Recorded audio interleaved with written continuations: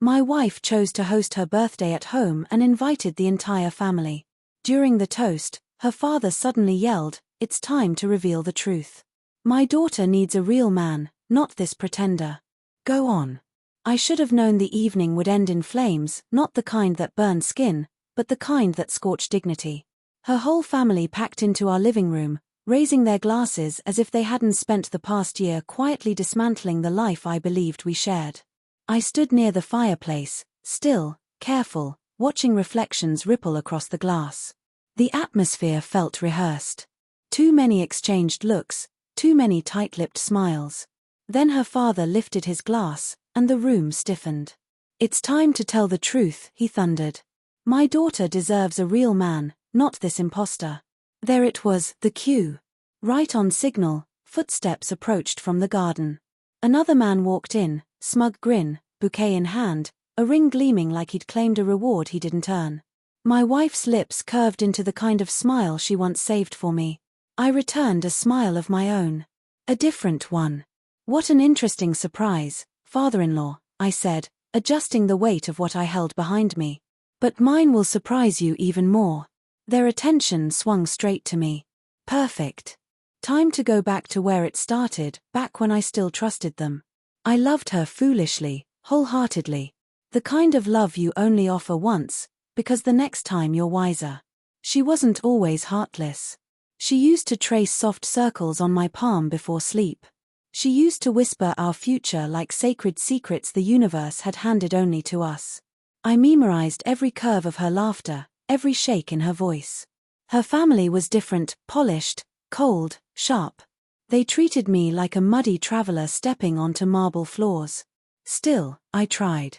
I tried to fit in, to earn their approval, blind to what they were constructing behind my back. But betrayal carries a scent if you listen closely enough. The first crack appeared 3 months ago. Her phone buzzed at 2 a.m. She slept beside me, peaceful, while her screen lit the room. A name I didn't know.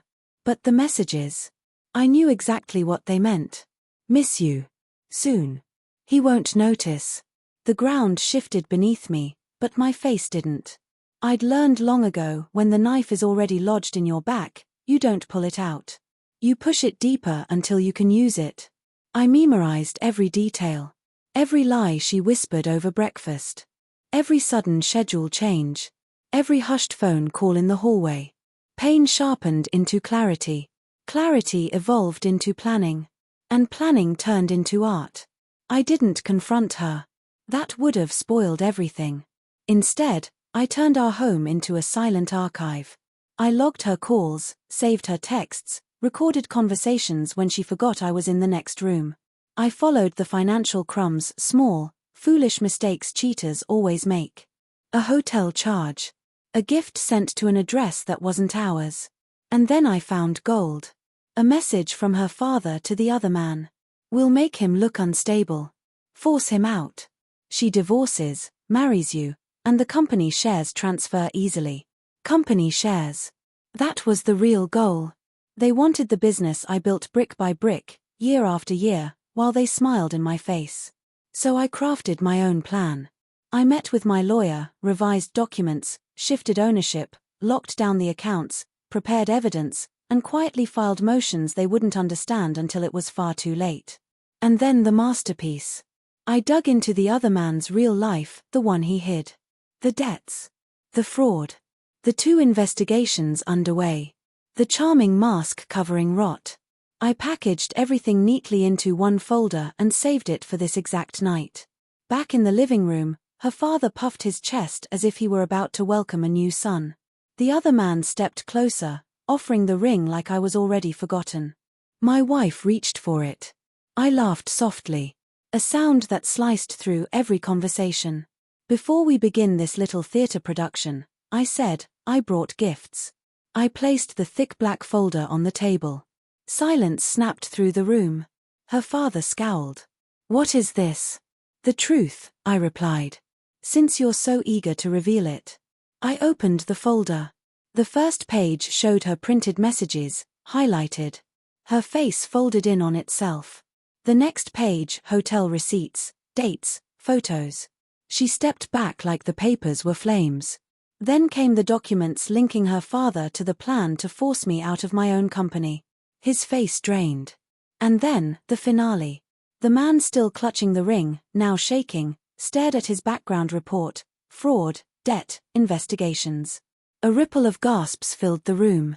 I looked at each of them, slow, calm, merciless. "You wanted a public announcement," I said. "Here it is." Her father lunged for the papers. I moved aside. He grasped at nothing, sputtering, the mighty patriarch exposed in front of his own family. My wife started crying, not soft tears, but the violent kind that spill when a mask collapses. The other man gently placed the bouquet down like he was surrendering evidence. "You destroyed us," she whispered. "No," I said. "You destroyed yourselves. I simply didn't get in your way." I pulled out the last document, a signed agreement permanently removing the company shares from their reach. Already processed. Already legal. Her father nearly buckled. "And one more thing," I added. "You'll all be receiving legal notices soon. I've documented everything." The silence grew heavy, almost tangible.